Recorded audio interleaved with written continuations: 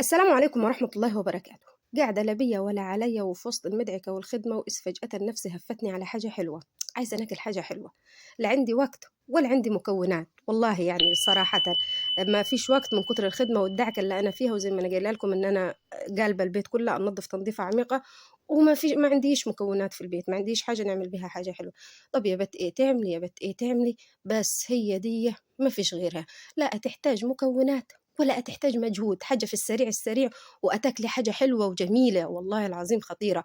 بصوا منفوخة ازاي، شايفين؟ بصوا النفخة وهشة من جوه وعسل، يعني عسولة خالص. أردوها والله العظيم، احنا هنحبوها يعني يطلبوها مني على طول على طول، يقولوا لي اعملي لنا بغاش اعملي لنا بغاش.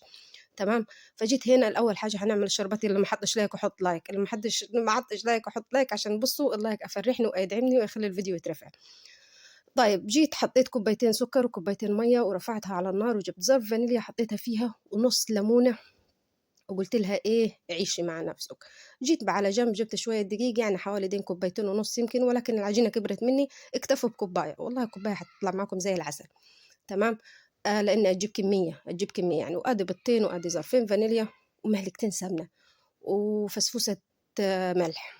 تمام. جيت حطيتهم كلهم على بعضهم، وجبت معلقتين السمنة حطيتهم فيها، وجيت ايه بسيتها من غير قبل ما نحط ميه، يعني بسيتهم في بعض.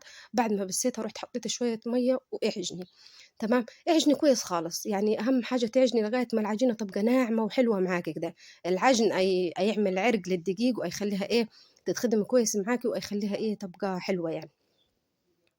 تمام. جيت بعد ما عجنتها بقيت بصوا طرية وحلوة وأتلستق حاجة بسيطة كده في الإيد. فجيت ركنتها على جنب، غطيتها وركنتها على جنب ترتاح. مسافة ما لقيت الشربات خلاص استوت. أدي بصوا أنا أختبرها إزاي. أنا نجيب في ظهر المعلقة ونعمل خط كده، لما تلاقيهم فصلا من بعض وتتلزق في إيديك كده شوية تلاقيها تمام. جيت حطيتها في طبق على جنب عشان يبرد، وجبت العجينة قطعتها كور كور كور كور، وقعدت نفرد في كل كورة ونركنها على جنب. بعد ما فردتهم كلهن جيت نحط بين كل يعني طبقة والتانية شوية سمنة، كل طبقة والتانية شوية سمنة، لغاية ما خلصتهم كلهن زي كده. كلهن حطيتهم فوق بعض، وبعدين طبقتهم في بعض وإيه سبتها ترتاح تاني. بعدين رحت جيت فردتها عاد. بعد ما ارتاحت كده ورحت جيت فردتها وظبطتها، بقيت إيه نقطعها. تقطعيها عاد بالطريقة اللي انت عايزاها، تقطعيها مكعبات، تقطعيها مربعات، تقطعيها سمبوكسات، معك قالب تقطيع قطعي التقطيع اللي تعجبك، التقطيع اللي تريحك يعني. انا هنا قطعت مربعات في سمبوكسات في يعني القطيعه اللي طلعت معي قطعت بيها. تمام. وجيت هنا كنت مسخنه زيت ومظبطاه، وبدات عاد ايه نقلي. بصوا اول ما تشم الزيت تتنفخ على طول، بصوا على طول اول ما تشم الزيت تتنفخ، وسريعه ما شاء الله، والريحه عسل، ريحتها خطيره. بصوا اتنفخت ازاي تنفخ كده وتعمل طبقات من جوا، وتبقى هشه هشه موت يعني، تبقى جميله. قعدت هنا ايه الكمية اللي نقليها مش هتاخد وقت، يعني يمكن تاخد دقيقة مثلا في الزيت، هوب وتقلب على الناحية التانية وتظبطي. بعدين نروح الكمية الحباية اللي نحطهم في الزيت ونروح نطلعهن. الشربات قاعدة جنبي، نروح نحطهم في الشربات نسقيهن على طول، نطلعهم من الشربات نحطهم في جايبة مصفى حطها على حلة. ادي بصوا ادي حطيتها في الشربات هنا.